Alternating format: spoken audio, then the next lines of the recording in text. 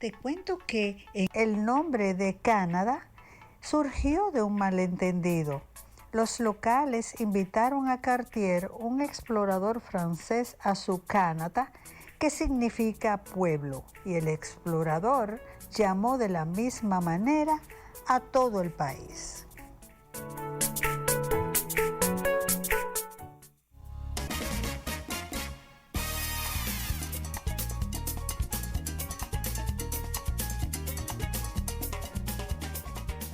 Bueno, es un lujo recibir en esta tarde aquí al doctor Leonel Augusto Lember Morales, quien es director del Departamento de Cirugía Cardiovascular de la Clínica Corazones Unidos. Y hoy nos acompaña, vamos a estar abordando las cirugías cardiovasculares y el que viene desde Brasil, el Hospital Instituto Dante Pasnesi de Cardiología en Sao Paulo. En 1996, bregando con los corazoncitos. Doctor, bienvenido sea. Muy buenas tardes, Ana. Muchas gracias por la invitación. Sí, estamos laborando en el país desde el año 1996. Wow, eso es mucho, Comencé, doctor. comencé en la clínica del doctor Chan Aquino en el 96 y ya en el 97 fui a Corazones Unidos. Wow, qué bien. Nosotros, usted me recordó un poquito al doctor Celie, que va a descanse, muy querido de nuestros afectos y colaborador de Hora de Té Y pariente, y pariente. pariente, claro, él era primo de mi mamá. Ah, pues, mire qué interesante, pues tenemos algunas conexiones por ahí. Ya. Bueno, doctor, las cirugías cardiovasculares son muy preocupantes y hoy en día, pues vemos que hay como muchas situaciones con el corazón. ¿Qué es lo que está ocurriendo y qué nos lleva a la cirugía? Bueno, la cirugía cardíaca, como su nombre lo dice, tiene que ver con el corazón. ¿Qué está pasando últimamente? La alimentación, el estrés, el sedentarismo de nosotros hace que se acumule grasa en las arterias y demás. Los primeros años de mi ejercicio en el país, por los 96, cuando regresé, sí había mucho temor de la gente porque no se conocía todavía muy bien la cirugía cardíaca. Pero ya la cirugía cardíaca es la cirugía que más se hace en el mundo. Inclusive se hace mucho más cirugía cardíaca que lo que se opera de apéndice ya. O sea, el rango de seguridad de una cirugía de corazón en un equipo que esté bien entrenado es de alrededor de un 3 o un 10% dependiendo de la patología. Las patologías más frecuentes en nuestro país son las enfermedades valvulares de tipo reumático y estamos viendo con más frecuencia también la enfermedad aterosclerósica coronaria, que son las que crean los infartos. ¿De qué se trata eso? Son las arterias que irrigan el corazón, que son la arteria coronaria derecha y la coronaria izquierda, que como yo le explico a los pacientes, una va por encima del corazón y la otra va por debajo. Por la acumulación de grasa o colesterol y la enfermedad de la diabetes, hace que esas arterias se obstruyan en su interior y taponen el paso de la sangre y no llega sangre a una determinada área del corazón y se manifiesta como un infarto. Para, para destapar o para resolver ese tipo de problemas, se hace cirugía de revascularización colocando puentes arteriales o venosos que se usan de los mismos pacientes para llevar sangre al sitio donde no está llegando porque se tapó. ¿Y hay alguna forma de prevenir que eso ocurra? Claro, la alimentación saludable, los ejercicios físicos, tratar de llevar control sobre los niveles de colesterol, los niveles de azúcar, los pacientes diabéticos, porque el paciente diabético en sentido general es un mal paciente. ¿Por qué? Porque como no se siente nada, es un paciente que dice yo no tengo nada, entonces hace desórdenes alimentarios y a nivel de beber alcohol y ese tipo de cosas. El cigarrillo no solamente le hace daño a los pulmones, también hace daño a la capa íntima de las arterias del corazón y las arterias del cuerpo y hacen también daño tisular que hace que se acumulen placas de ateroma de colesterol. Wow. Eso mismo está ocurriendo con el vapeo que está tan de moda últimamente. El vapeo el vapeo es un invento para supuestamente dejar de fumar y hace muchísimo más daño que el cigarrillo, porque la cantidad de vapor y de humo que entra a los pulmones es mucho más grande que la de un copazo de cigarrillo, por ejemplo, pero no tiene nada que ver una cosa con la otra, aunque sí afecta, según los últimos estudios, afecta no solamente los pulmones, sino afecta el sistema arterial del cuerpo, porque la enfermedad ateromatosa es una enfermedad sistémica, no es una enfermedad de un área específica. Se manifiesta más en las áreas del corazón cuando hay infarto o cuando hay isquemia cerebral, que se tapa una arterita del cerebro. Entonces ahí lo que la gente normalmente le dice, un derrame cerebral. Pero realmente el derrame cerebral es cuando hay sangrado. En este caso sería, si hay una obstrucción, sería una isquemia cerebral. Ya. Volviendo a las cirugías, doctor, la recuperación de esas cirugías, luego que se Se hace. ha ido simplificando y se ha ido mejorando la calidad de los procedimientos. En nuestro servicio, un paciente que se va a operar, por ejemplo, de corazón, de coronaria, de arteria del corazón, de revascularización, el periodo de permanencia en la unidad de cuidado intensivo es alrededor de 36 horas y luego se va a la sala. En la sala dura aproximadamente 4 a 5 días, lo cual quiere decir que desde que el paciente se interna hasta que el paciente es dado de alta, pasan alrededor de 7 días en términos de normalidad. Puede ser, puede ser antes o puede ser después, dependiendo mucho de cómo sea la evolución del paciente. Ya. Hay personas que se obstruyen las venas y no tiene que llegar a la cirugía. Hay procedimientos, no son las venas, sino las arterias las que se obstruyen. Hay procedimientos que se hacen por la vía del cateterismo, que son la colocación de los stents, pero los stents tienen su indicación y la cirugía también. O sea, un paciente que tiene una sola arteria que está obstruida, que llega, por ejemplo, a una emergencia de un centro vascular o cardiovascular, lo ideal es hacer un rescate de esa arteria. Se lleva inmediatamente a la unidad de hemodinamia, se le pone un stent que no es más que una malla de acero, vamos a poner no de acero, de otro metal, que se entra dentro de la arteria y se abre con un balón que viene en lo que quiere montado, y eso hace que se abra la parte donde está obstruida. Pero esos procedimientos tienen su indicación, porque cuando son pacientes diabéticos y hay más de 2 arterias que tienen obstrucciones, entonces esos pacientes lo que hacen es que se mandan a la sala de cirugía para hacer cirugía de revascularización. Ya. Y ahí sí tiene una media de 7 días más o menos. Exactamente. Si se pone un stent, el stent a las 24, 48 horas se va a su casa. En cirugía, nosotros hemos tenido pacientes que se van a los 5 días, pero no es lo normal. Lo normal es 6 a 7 días. Ya. ¿Y qué otras cirugías se dan con frecuencia en nuestro país? En corazón, nosotros estamos haciendo toda la cirugía, a excepción de las cirugías congénitas. ¿Qué quiere decir? Nosotros estamos haciendo cirugía de revascularización coronaria, de cambios valvulares y de aorta, que de hecho en nuestro centro estamos haciendo centros de referencia para la cirugía de aorta, la cirugía de disección de la aorta y aneurisma de la aorta ascendente. La semana pasada, el jueves, operé una joven de 29 años con una dilatación aneurismática de la aorta de 7 centímetros de ancho. La Wow. paciente se fue, la operé el jueves y se fue el sábado. Bueno, fue rápido eso. Perdón, la operé el martes y se fue el sábado. O sea, fueron 5 días de permanencia en el hospital en una cirugía de aproximadamente 4 horas desde el inicio hasta su final. Esa es la que se llama corazón abierto. La gente dice cirugía de corazón abierto a toda la cirugía en la que uno abre el esternón, que es el hueso que está en medio del tórax, y la gente dice de corazón abierto. La cirugía de corazón abierto, si a la descripción semántica nos referimos, es la cirugía de cambio de válvulas, porque las válvulas están dentro del corazón. La cirugía de revascularización son arterias que están en la periferia del corazón. Uno abre el pecho, pero no abre el corazón.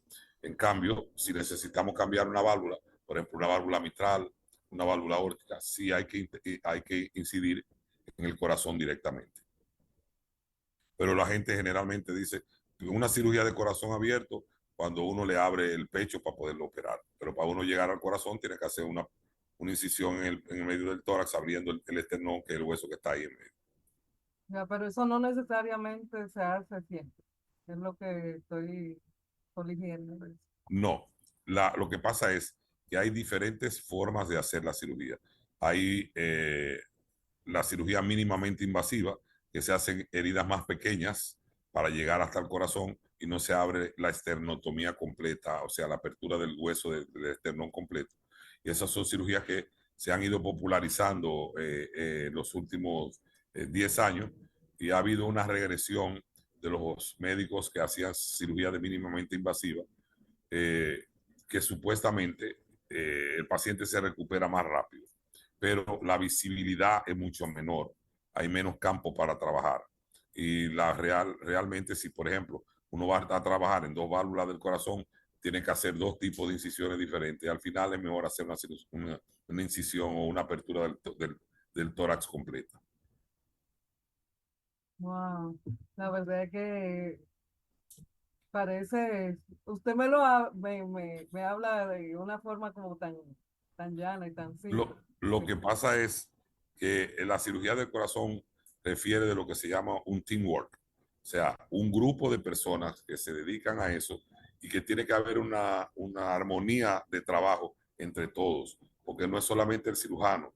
En la sala de cirugía están los anestesiólogos, los perfusionistas, porque cuando operamos el corazón para que esté el sangre, que no haya sangre en el corazón, hay una máquina que hace las veces de corazón y de pulmón, que es la que hace la máquina de circulación extracorpórea o el cardiopulmonar bypass, que hace las veces de corazón y pulmón, y el corazón nosotros literalmente lo paramos para poder trabajar en él.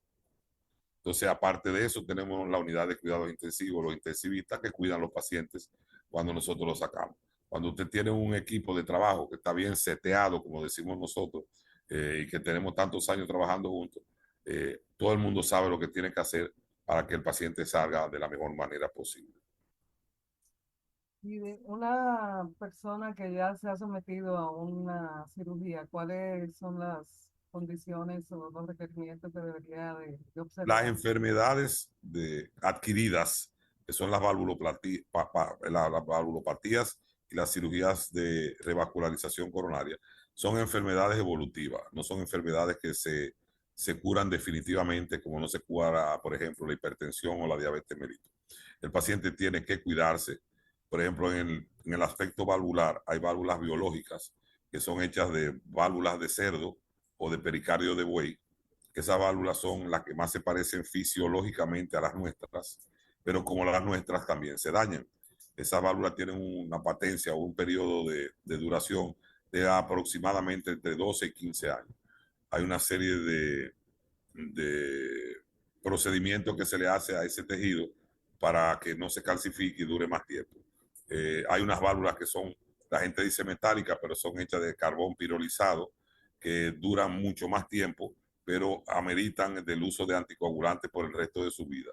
Entonces hay que sopesar la calidad de vida que va a llevar el paciente, la distancia de que el paciente está de un centro de atención y la adhesión, o sea, el seguimiento del paciente al tratamiento. O sea, hay una serie de condiciones que existen y que uno debe explicarle a los pacientes cuando tienen algún problema de válvula. Porque los pacientes cuando lo dicen, esta dura más que la otra, pues el paciente inmediatamente dice, bueno, pues yo me pongo la que dura más tiempo. Pero muchas veces la que dura más tiempo le crea mucho más problemas porque hay un cambio radical en su estilo de vida y de alimentación. Como por ejemplo, ¿cuál Por ejemplo, podría un ser paciente que esté tomando anticoagulantes como la warfarina, que es lo que nosotros usamos para mantener la sangre líquida, como dice la gente, para que no se coagule en la válvula, que es un ente extraño dentro del corazón. Esos pacientes no pueden comer nada verde, no pueden tomar alcohol. Si se dan un golpe se le va a hacer un morado, tienen que hacerse un examen mensual para ver cómo están los tiempos de coagulación, porque se necesita estar entre unos parámetros para tener una anticoagulación efectiva. Son pacientes que tienen más facilidad de tener hemorragias, porque la sangre, como bien lo dice, está más líquida. Pueden tener sangrado gástrico, sangrado cerebral, puede haber causa de infarto. Hay una serie de condiciones que el paciente debe saber. Con la válvula biológica, eso se disminuye alrededor de un 30 o 40% de esa morbilidad que aparece, pero la válvula dura menos tiempo, definitivamente, pero es la que más se parece a la de nosotros y la que nos permite más tener una vida más normal o prácticamente normal. Aunque todos necesitan de un seguimiento continuo de su cardiólogo. Luego que operamos, nosotros mandamos y regresamos a los pacientes a su cardiólogo para que le dé seguimiento. Que yo he visto, sobre todo aquí en Dominicana, que hay muchas personas que se operan y se olvidan de que hay mañana y no vuelven más nunca, o sea, como que se desaparecen del mar. El paciente dominicano es muy difícil de adherirse al tratamiento. Entonces, ese es un gran inconveniente que nosotros tenemos con el uso de las válvulas metálicas. La válvula metálica amerita de un seguimiento continuo del cardiólogo. Y si el paciente no va al cardiólogo, se pierde ese seguimiento y pueden ocurrir varias cosas. Una de las cosas que pueden ocurrir es que la válvula se tape y el paciente tenga un colapso. O en su defecto, que la válvula esté muy anticoagulado porque está tomando medicamentos sin control y el paciente pueda tener sangrado gástrico, sangrado cerebral o hasta un infarto. Por eso uno tiene que evaluar el paciente cuando va a la consulta, dónde vive, a qué distancia vive de un centro de atención, cuál es el nivel de educación del paciente, una serie de cosas para que el paciente elija la válvula que mejor le conviene. Por ejemplo, un paciente que vive en Pedernales queda lejos de todo. Si usted le pone una válvula metálica a ese paciente y en el laboratorio que hay en Pedernales no pueden hacerle los exámenes que necesita de anticoagulación. Entonces, lo ideal no es ponerle una válvula metálica, sino ponerle una válvula biológica, que no necesita ese seguimiento tan de cerca. Y esas, cuando se hacen, por ejemplo, que se quita de un lugar del cuerpo y No, eso es para la revascularización miocárdica. Nosotros quitamos la safena. La safena es una de las venas que llevan sangre de los pies al corazón, que tenemos dos sistemas, un sistema superficial y un sistema profundo. Nosotros usamos el sistema superficial. ¿Sí? el superficial. Exactamente. Igual eso se hace como que, eso es como ir a... Literalmente, yo se lo describo a los pacientes para que lo entiendan de la siguiente forma. Usted tiene una tubería que se tapó en un sitio, pero usted no puede romper el piso para arreglar la tubería. Usted hace una T con un tubo de PVC y lleva el agua donde necesitaba llevarla. Nosotros hacemos exactamente eso con una vena de su cuerpo o con una arteria de su cuerpo. Bueno, eso es una explicación para los ingenieros. Sí, para los ingenieros sanitarios. Sanitarios. Ay, doctor, gracias por haber acompañado a nuestros amigos televidentes, a nosotros aquí en Hora de Té y por Muchas gracias. dar su información. ¿Dónde podemos contactarlo? Estamos en Corazones Unidos, en el 809-567-4421. La extensión es la 2241. Los lunes a viernes por la mañana, los martes y los jueves tenemos cirugías electivas. La consulta es llamando a la secretaria y la secretaria los agenda es por orden de llegada. ¿Y algún sitio de algunas coordenadas en las redes sociales? En Instagram, Dr. Lember, en Facebook, acare.lember, y en esas son las redes que yo uso. En LinkedIn lo pueden buscar. En LinkedIn también me pueden buscar. Sí, también. Ahí lo encontré yo. Gracias, doctor, por haber estado con nosotros y esperamos contar con usted en alguna otra oportunidad. A sus órdenes siempre y gracias a ustedes por la invitación. A la población que cuide su corazón. Bueno, hay que caminar y a comer sanito. Buenas tardes. Gracias, doctor. Señor Bye. director, vámonos a pausa. Ujú.